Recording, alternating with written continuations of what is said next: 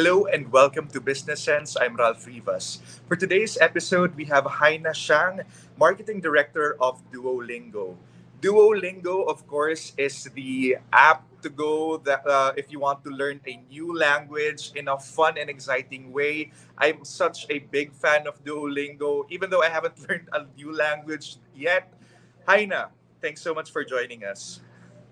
Hi, Ralph. Glad to So, join this show. And also, so hello from Duo. hi. Like, So, Duo. I'm such a big fan of the app, but I haven't learned a new language yet. So, any tips for me how to learn a new language using the app?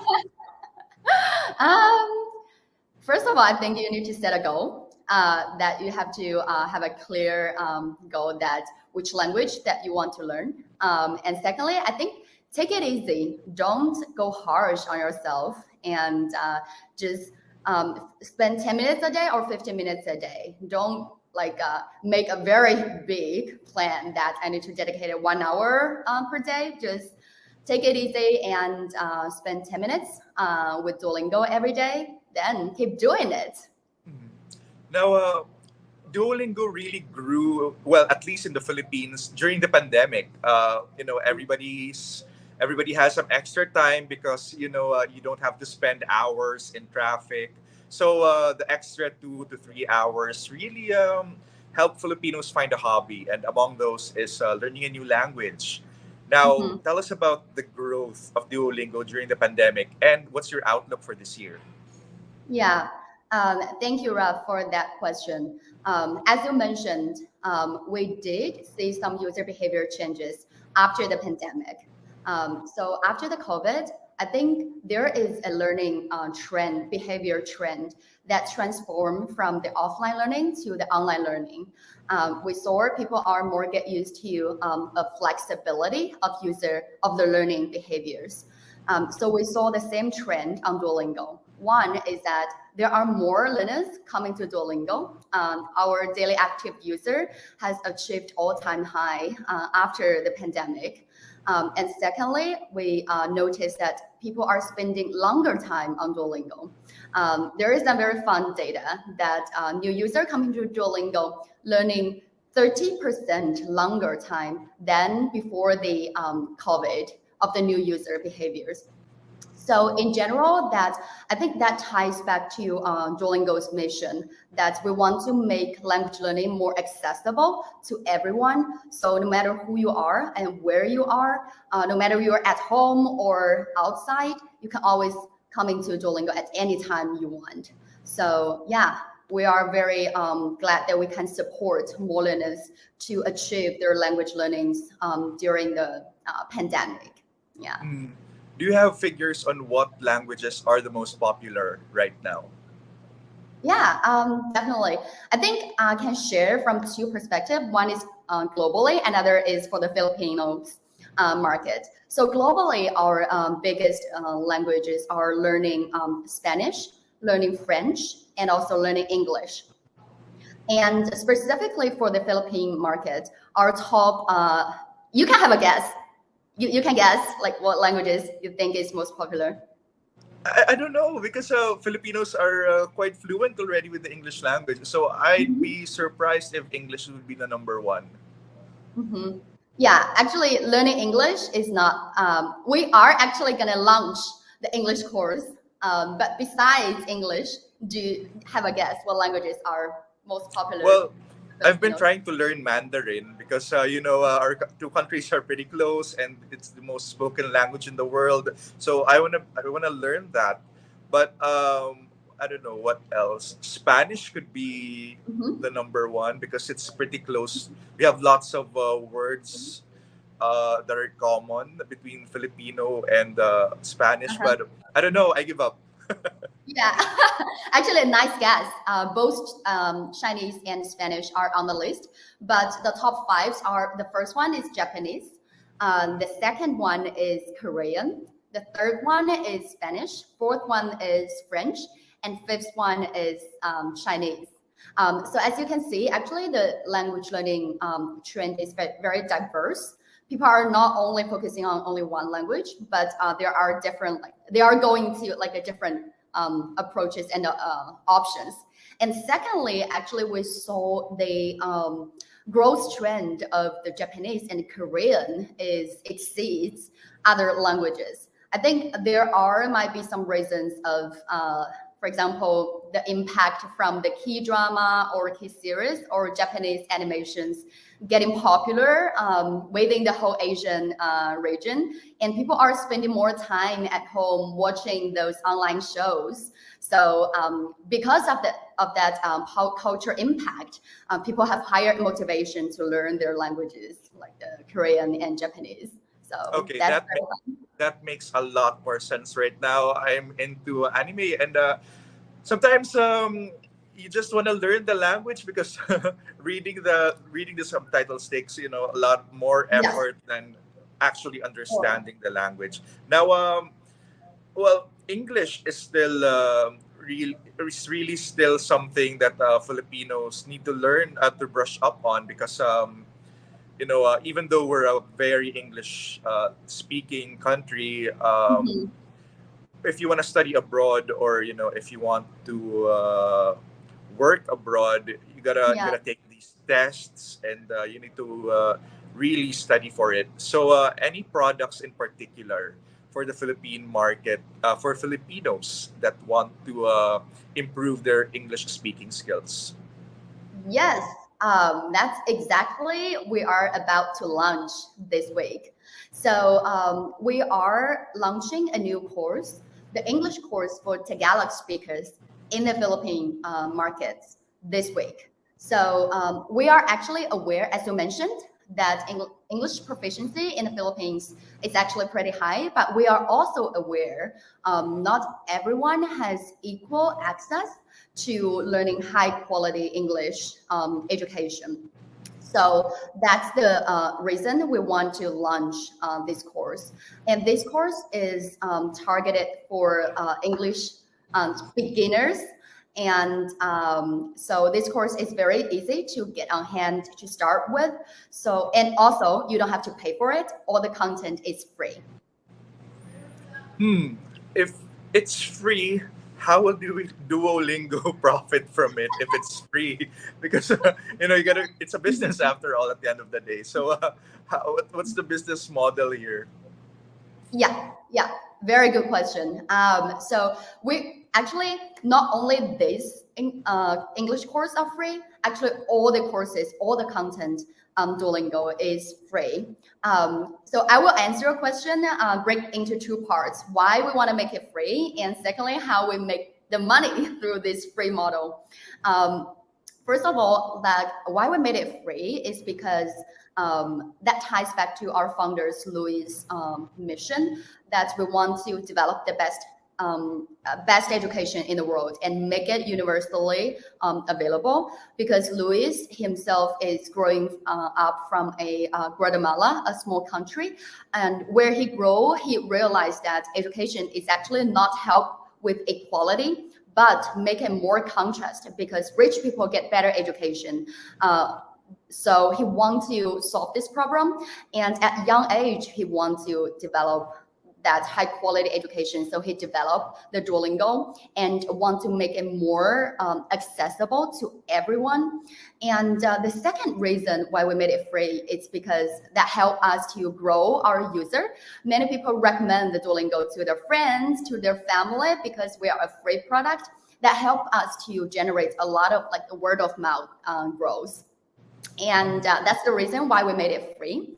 And so how we made it money through this free model, actually we have three ways to make the money. First one is through a subscription model. So even though the content is free, but there are some functions that you have to subscribe to use it. For example, if you want to remove the ads, and then you need to subscribe. If you want to download the content when you are offline, you could still learn it, and you need to subscribe. So we have a subscription premium model with some very advantages of like the features or functions within that model. That's the approach one. Approach two is through ads. So since Duolingo has pretty big user base, we have 500 million user base globally wide. So we have some ads placement. For example, after you finish your courses, some users, if you didn't buy a subscription, you will need to watch some ads after your courses. And third approach is through our English proficiency test called Duolingo English Test, the DET. We also charge some test fee through that approach. So this free subscription ads and Duolingo English Test is three main approaches that how we make money. Mm. Now, let me just go back to Filipinos learning English. Now, Mhm. if you want to study abroad, if you want to get a job abroad, you take these tests, right? So, can Duolingo be a substitute for those really expensive tests? Yeah, I'm very happy to introduce actually the Duolingo English test. As you mentioned, the traditional English test, we have saw some pain points from test takers or students when they're doing their English test before. For example, the fees is a little bit expensive. Secondly, like students has to go to some test centers, or especially offline test centers. So this became really challenging during the COVID because some test centers might close, or even some test centers, it's really hard to make a reservation of the seats. So Duolingo English Test is developed for helping international students easier to get a test and helping them to apply for international schools or universities. So from a result perspective, that Duolingo English Test is very equivalent to the TOEFL and IELTS, helping like students can use the score to apply for their dream schools internationally. And from the difference perspective, what's the difference between Duolingo English Test and other tests? One, that you can take the test at home. You don't have to go to an offline test center as long as you have a computer, so you can take the test anywhere you are. You can take it at home, at schools, so it's very flexible. And secondly, it's cheaper. We only charge $49 per test, so it's more affordable for the students. Yeah. Now, people learn languages differently. One can learn a new language by reading, another Mhm. person can learn by watching, as you mentioned earlier, K drama or anime. So, what Mhm. about Duolingo? What are the effective strategies that you have observed to be Mhm. more effective than the rest? Yeah, I think there are three approaches that we want to make sure the learning on Duolingo is effective. So because we want to make sure that people come into Duolingo after they learn a period of time, they feel like, oh, it's very useful, and they feel like it's effective. So they can that can motivate them to keep learning on Duolingo. So in general, I think there are three ways. Firstly, I think we developed the content based on a CEFR framework, which is an international, very standard, an international standard of English, of language proficiency. So based on this framework, we developed the content into four phases, like the A1, A2, B1, B2. So those are, for example, like the A1, A2 is for the beginners. B1, B2 is for the intermediate learners. So we have different levels of content, and we develop the courses from the beginner to the intermediate. And users can assess their level based on their starting point. So they can find the right level of the content for themselves. That's one. And secondly, I think for Duolingo courses, we're not only focusing on like speaking, or we're not only focusing on reading. We are integrated speaking, listening, reading, and writing. All the content was integrated in our content design. And so you're like, you can practice your speaking while you are practicing your listenings at the same time. And the third approach is we choose our topics very based on the daily using scenarios. Like we're not only teaching the grammars, but when we design the content, we think of, oh, on which scenario the learners might use it very effectively. So we choose the topic like travel or shopping or food. So those topics are very easy to be used in your daily life. So in these three approaches, we want to make sure that user can find it very useful and easily adapt into their daily use. Mm. Now, here's an interesting thing. Filipinos are into K-pop right now. Mhm. Songs have been proven to be really great teaching tools. Now, what about Duolingo? Will Duolingo tap songs or singing or the karaoke in the future to teach a new language? Um, Thanks for mentioning the K-pop. Actually, we saw the same trend on Duolingo that Filipino learners are learning Korean on Duolingo. It's actually the second largest language, that second popular language for the Filipino. So we also want to have like make learning Korean more accessible for Filipinos. However, in the near future, we haven't decided to like launch a new feature of teaching sing a song. But I think starting with some basic Korean or Japanese phrase and start from the beginner level, I think that's a very good foundation and entry point for people to learn Korean and Japanese. Mm. Now, do you have figures on the number of people globally that have that you can say that they're already fluent in a particular language? Yeah. So what I can share is I think globally we have 500 million user right now, and we're still keeping a pretty well growth trend. And our MAU has achieved 40 million level, which is a pretty big user base. Um, and what I would also could share is that, to be honest, most of the user is starting from a beginner level because many people come into Duolingo is for interest and based on they like the culture, they want to travel. So some of the needs, they might not be, oh, I want to be super advanced or I want to be super like the fluency, but I just be interested and curious of this language. So I want to try. So many of the users on Duolingo are at the A1 and A2, which is the beginner levels. Yeah, so at least once they go to once the borders open up because of the COVID cases going down, at least the Duolingo users would be able to use the phrases at the very least, right? But Yeah. now I want to talk about your journey as marketing director of Duolingo. You basically grew the market in Asia from scratch. So tell us about that journey. Yeah, sure. So I'm happy to share my journey at Duolingo. I actually have joined Duolingo for 3 years and a half. And when I just joined Duolingo, it was I think I'm the sixth employees in the office.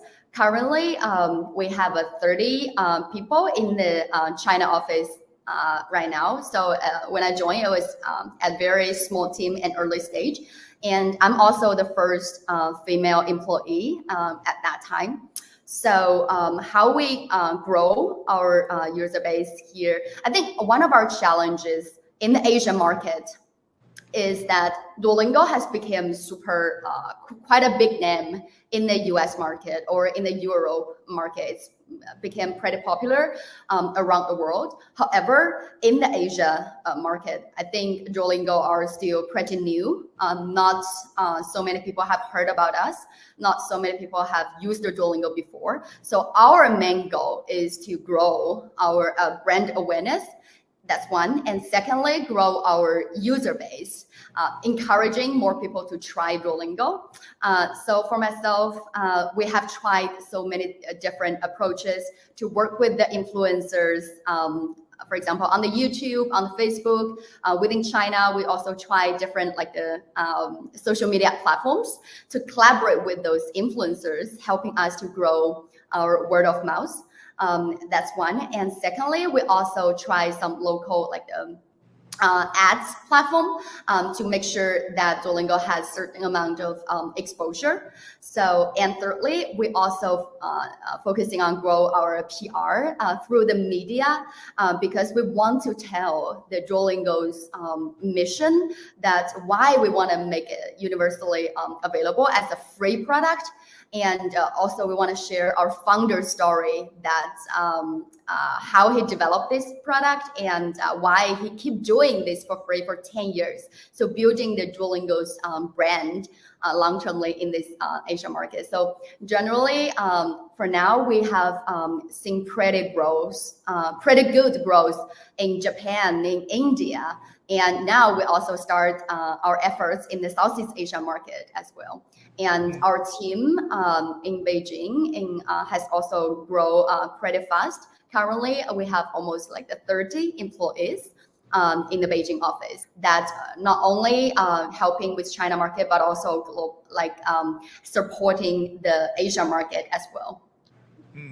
Now, how important is the Philippine market for Duolingo? Yeah. First of all, I want to say Philippines market has a pretty good growth rate. Like globally, we have MAU growth rate at 10% of the year-over-year growth. But in the Philippine market, we have saw 32% year-over-year growth rate, which exceeds our global average. That's one. And secondly, we do want to develop something customized for the Philippines market. That's why we launched the English course for Tagalog speakers now. Hopefully that can help more Filipino learners in the long term. So what's so different or unique about this one for this particular product of yours for the Philippine market? Because there's lots of English proficiency products already in the market, not just Duolingo. So what sets this apart from the other products? Yeah, great question. Thanks, Rav. I think one that is a way of the teaching approach that I think gamification is always the core of Duolingo. That we know language learning is be very hard and sometimes not so interesting, sometimes a little bit pressure. So we want to make sure that while you're learning on Duolingo, it's very fun. While you are at Duolingo, it feels like you are playing the game and you don't have such high pressure. Come back to the Duolingo is always a very cheerful and pleasant time and journey with you. That's one. And secondly, I think our content is very easy to start with.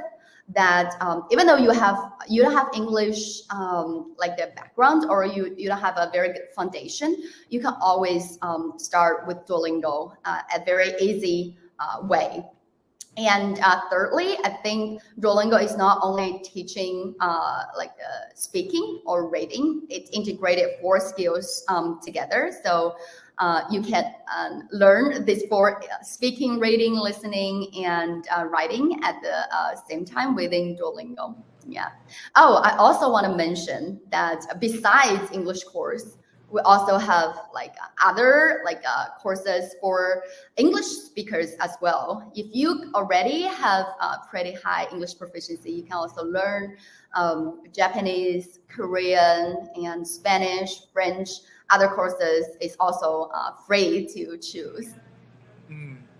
Now, looks like you're really having fun in Duolingo, growing the company. I can, I can sense the excitement there and the challenges. Now, do you think that the barriers for women in entering the tech space, are they gone, or do you think there are lots more obstacles that needs to be removed to encourage women to get into the tech space? Yeah, I think that's kind of true in the industry, that in the tech industry that we saw less women than the male employees. But what I want to share is that I think at Duolingo we have quite good gender balance. That our employees ratio, gender ratio is 50-50. We have 50% of the female employees as well. So we have quite pretty good gender balance. And also, secondly, I think at our senior leadership, that we also have pretty good like female leaders. Actually, our head of engineer is female. And also CMO, Chief Marketing Officer, is also a female leader. So that's kind of inspire us and motivate us within the company, that as a female, we can always aim higher and be aggressive, and motivate us to always be bolder to achieve higher career growth.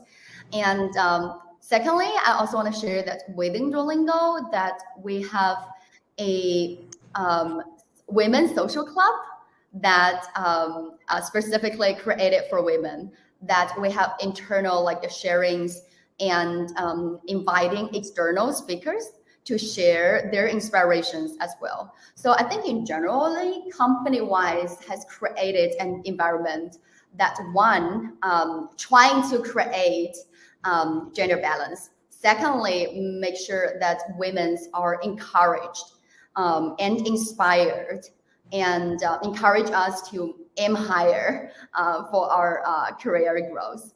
Yeah. So yeah, thanks so much for your time, Haina Xiang, marketing director for Duolingo. I'll keep you updated if I already learned the languages that I want to learn through Duolingo. And yeah, looking forward to the new products that Duolingo is launching this year and in the coming years. And that has been another episode of Business Sense. I'm Ralph Rivas. Thanks for watching.